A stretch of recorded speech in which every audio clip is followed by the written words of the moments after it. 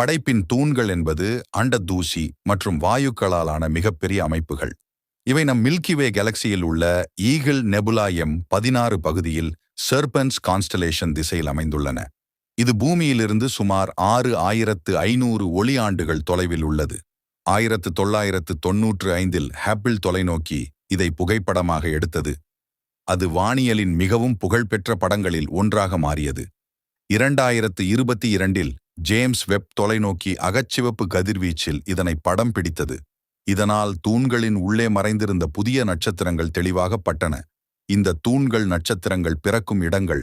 அருகிலுள்ள பெரிய நட்சத்திரங்களின் கடுமையான ஆல்ட்ரா வயலட் கதிர்வீச்சால் தூண்களின் மேற்பரப்பு மெதுவாக போட்டோ எவாபரேஷன் மூலம் அரிக்கப்படுகின்றது.